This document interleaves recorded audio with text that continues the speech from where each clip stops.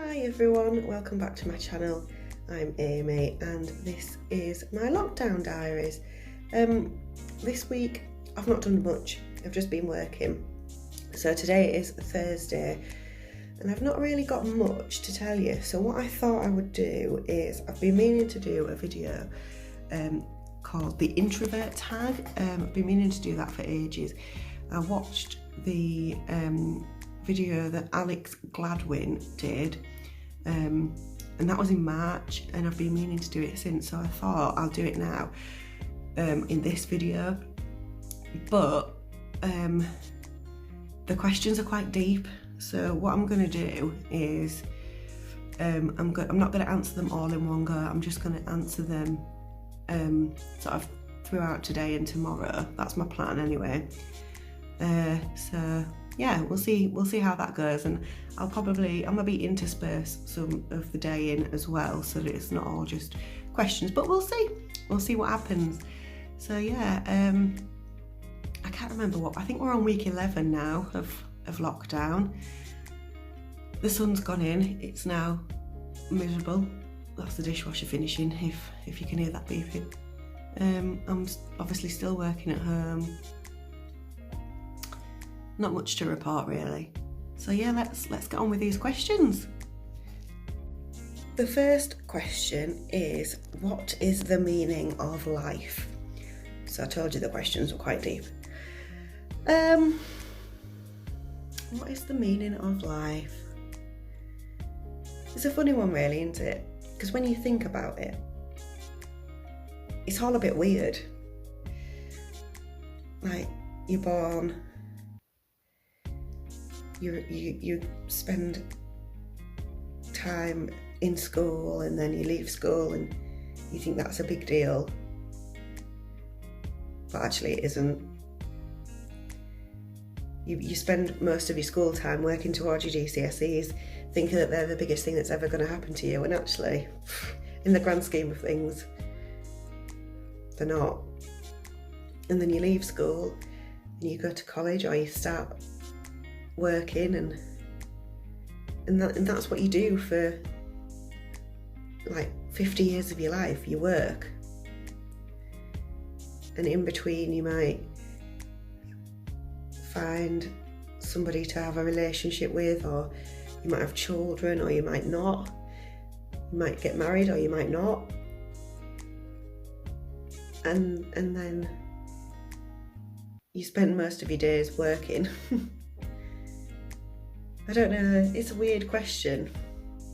I think the meaning of life for me, what I would want out of my life, is just to be happy. And I know that sounds really cheesy, but as long as I am happy in my life, and my friends and my family are happy in theirs, and we're all healthy and well, then that's the best thing that you can wish for really, isn't it?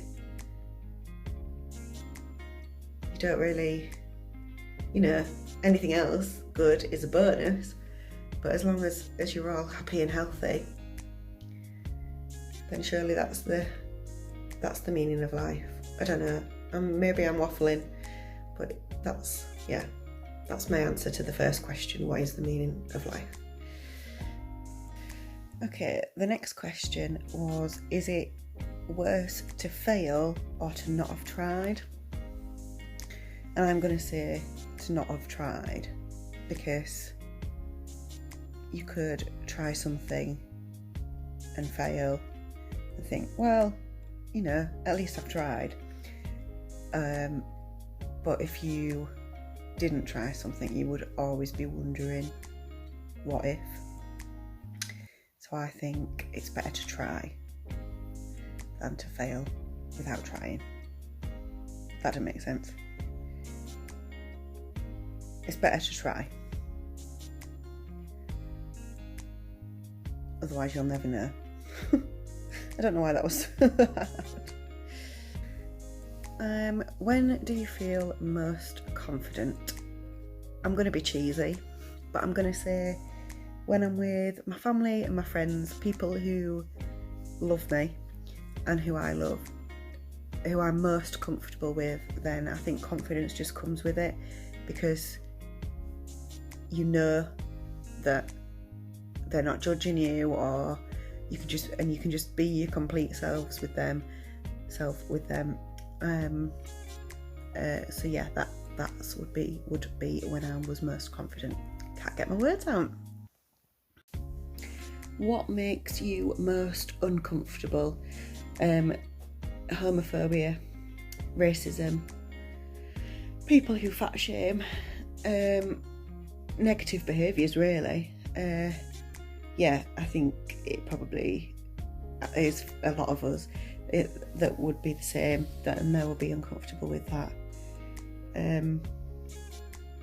Animal cruelty. I suppose these are more things that obviously do make me uncomfortable, but also make me really, really angry. I'm very passionate about. So I would be uncomfortable, but I would react as well. What is the one thing you think should be taught in schools that isn't? Quite easy for me to answer this. Life skills, money management, that kind of thing. I've spoken about it before in my videos, but as soon as I turned 18, I was offered a loan, a credit card, an overdraft, and because I was 18 and stupid, I took all those and used them, and it only was last year that I actually fully paid everything off.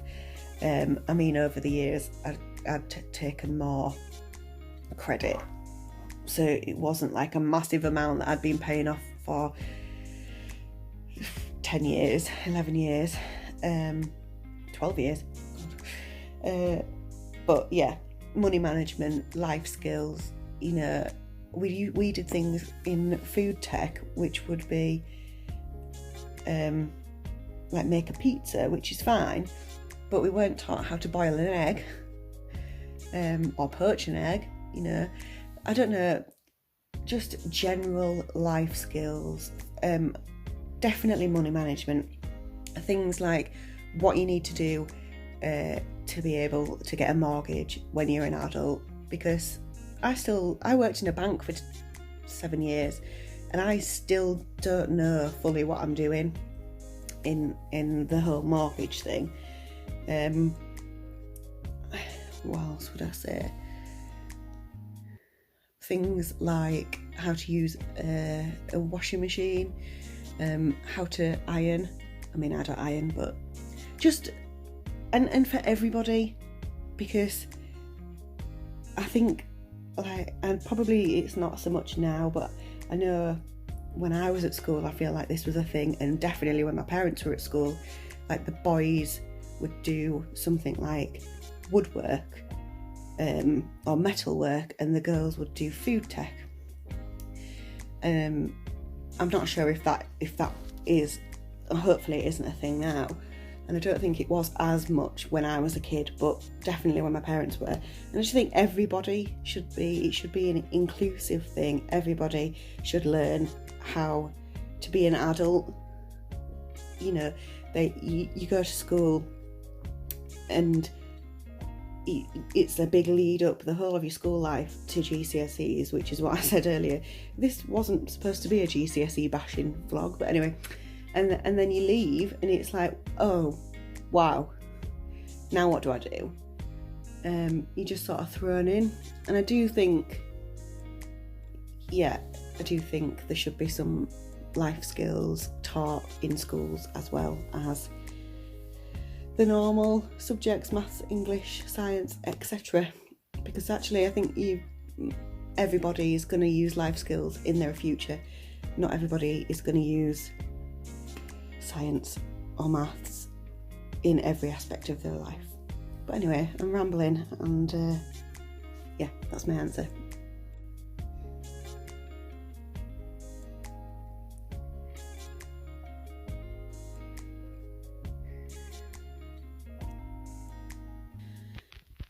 What is the one thing you want to achieve before you die? I want to be a mum. That is what I feel my main point of being here is. I don't mean that to sound morbid or anything. I mean, obviously, I'm here for everything else. But I think if I didn't become a mum, I would wonder why I was here, what my point was. I don't mean that I'm not being like depressing or anything like that. I don't mean anything bad. Oops, I put my thumb in front of the camera then. I just think that is what I am made to do. And I thought if it didn't happen, I would wonder what else I was supposed to be doing.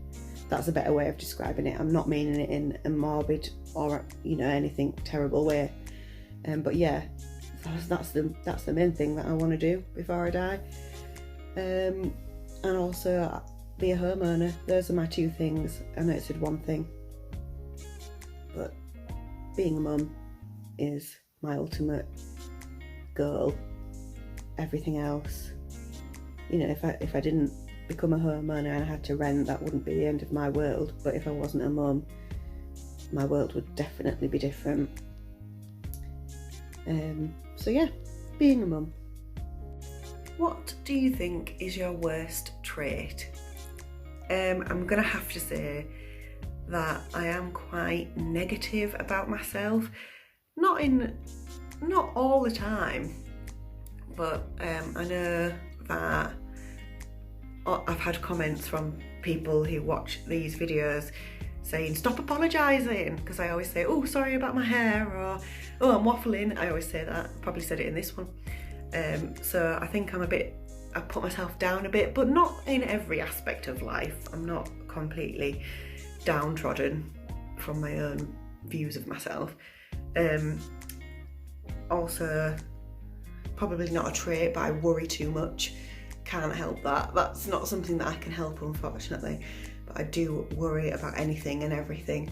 So that's not a great trait, if it is a trait to have. But yeah, I would say those were my two.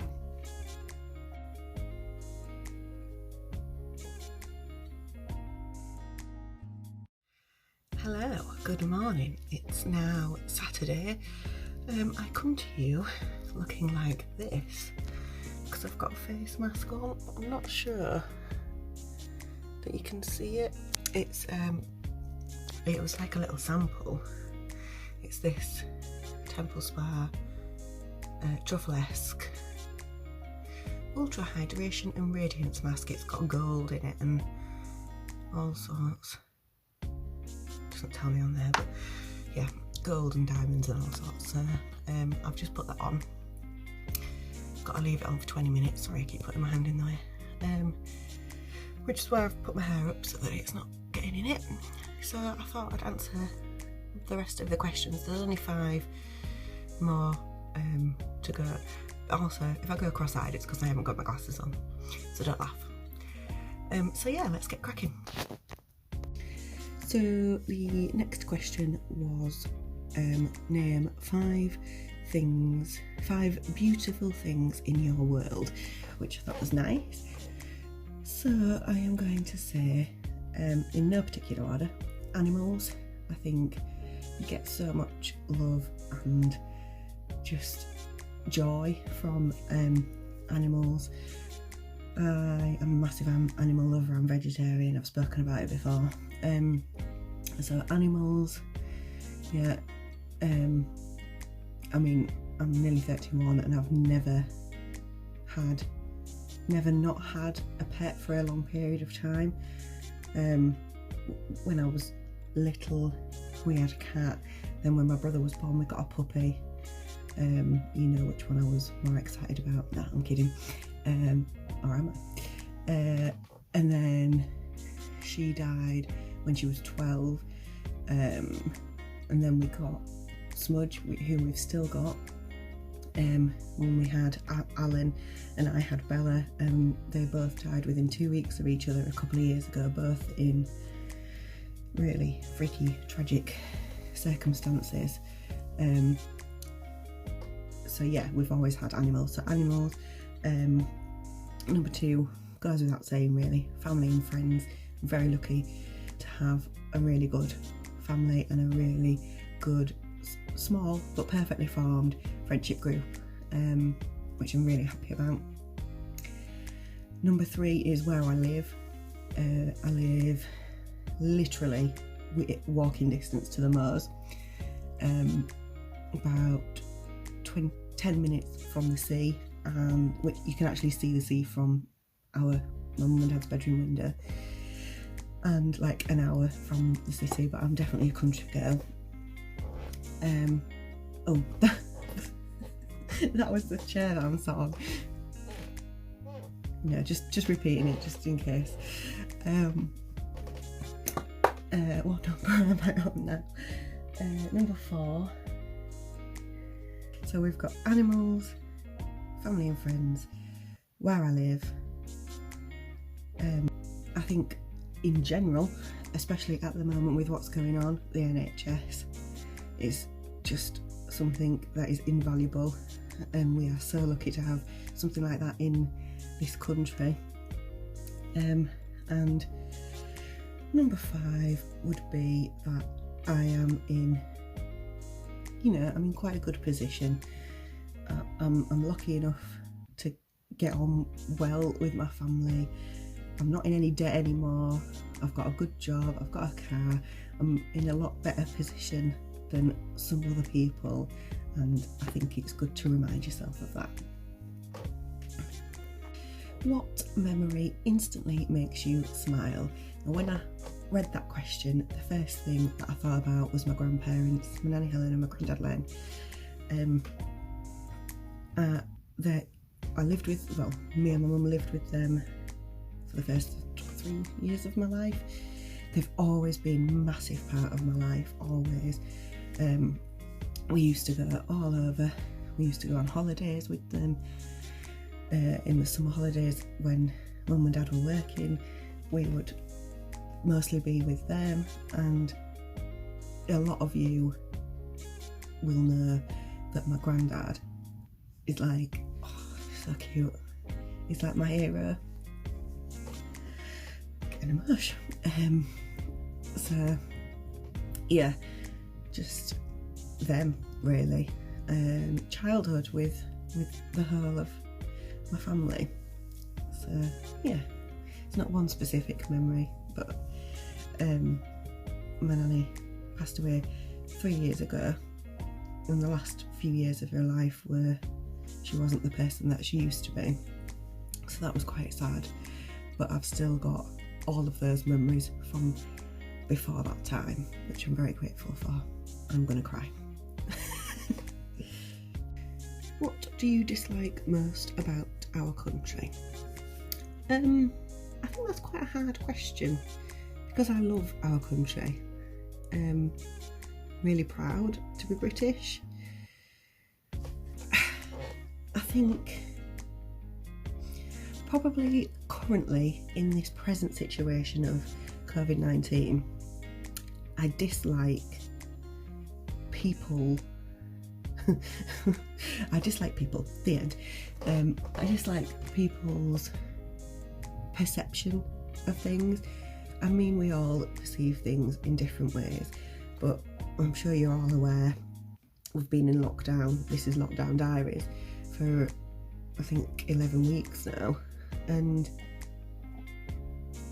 the government do their daily briefings and all that, and we've been told step by step throughout this process quite a lot of what's going on, and I know some of it can be deemed confusing,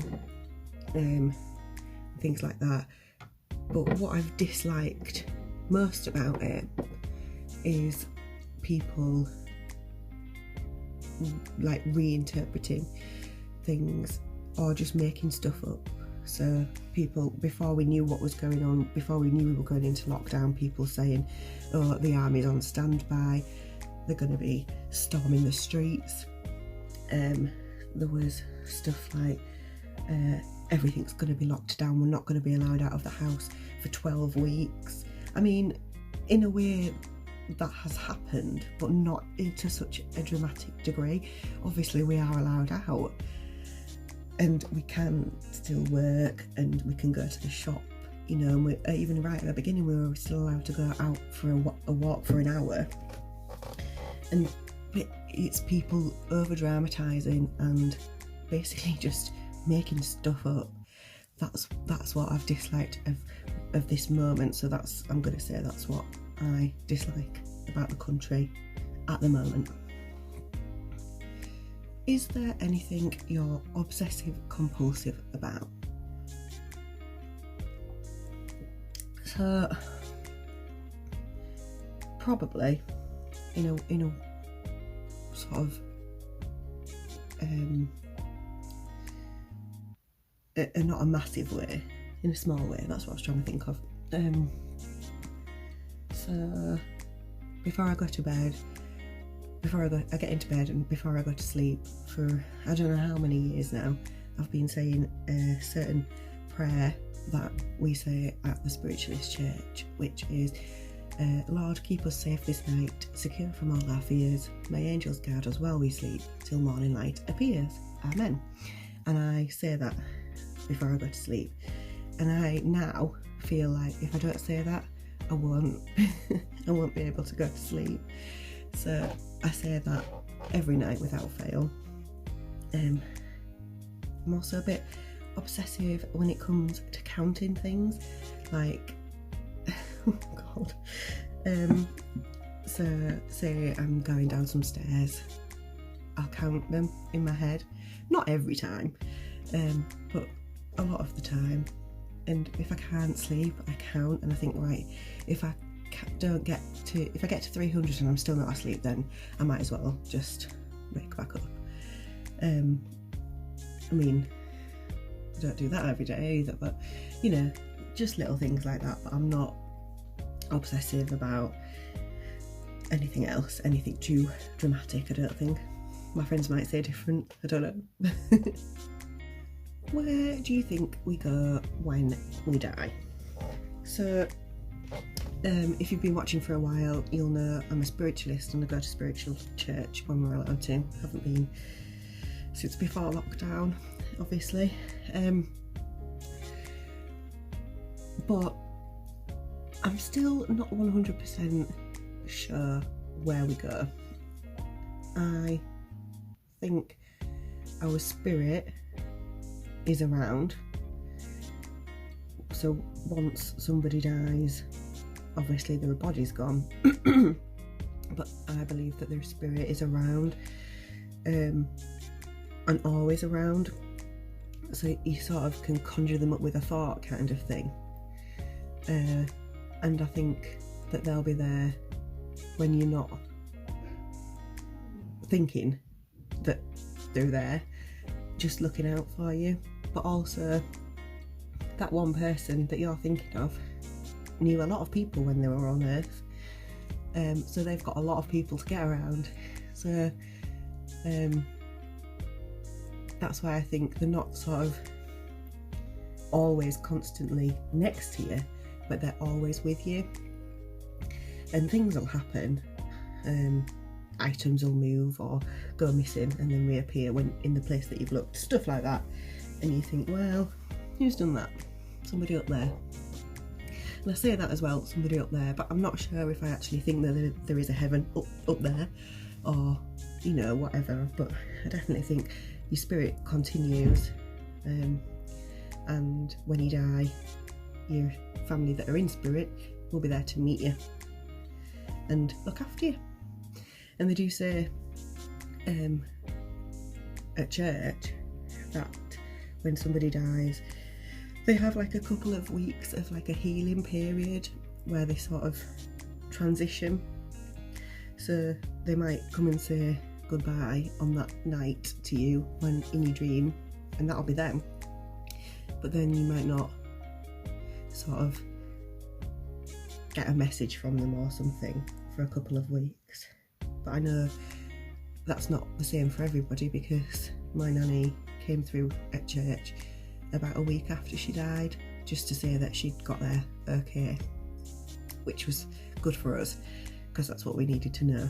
And I also believe that, and I think this is quite a wide belief within spiritualism, that when you die, any illnesses or ailments or negativity or anything that you had on the earth goes, so you're like the best version of yourself when you're up there. So yeah, that's my belief. Right, I'm going to go and wash this off and I'll be back.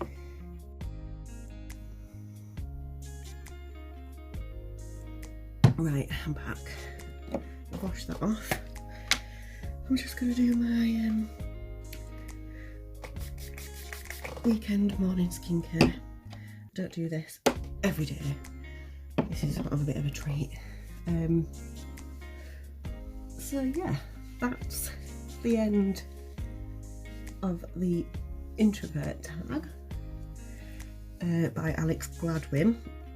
I'd really love to know your thoughts and any like sort of comments on my thoughts and feelings.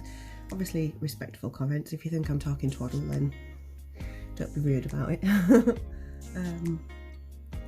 And yeah, what did you think of that? I know this video has been a bit longer than normal, which I did ask on Instagram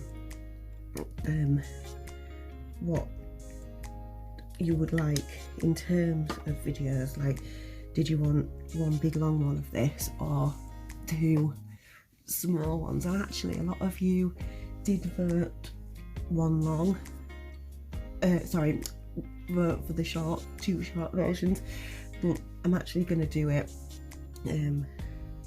as one long one, so I'm sorry about that. It just helps with editing and stuff. I can just do it all in one. So I'm sure you won't mind doing that. Also just want to say that this week was my friend George's birthday, so I'd like to just say a happy birthday to you, Georgia. I've never looked so good when I've wished you a happy birthday. And I would also like to say that my aim was to get up to 50 subscribers on YouTube by my birthday, which is the 24th of July, so not long. I'm at 41 now, so I would really appreciate it if you would recommend me to a friend or something. Share one of my videos, like the video that you've most enjoyed watching, share it just on your YouTube or something, or on your Instagram, something like that. And if you do, tag me, because I'd really love that. And then I'd love to be able to get up to the 50 subscribers by the 24th of July, so that would be really helpful. And then lastly, if you've watched all the way through this video, it's been a long one, it's been deep in parts, just comment below with one of the orange love hearts, because I'd really love to see who's watched all the way to the end. And that's the end of this lockdown diary introvert tag video. Thanks for watching, and I'll see you next time.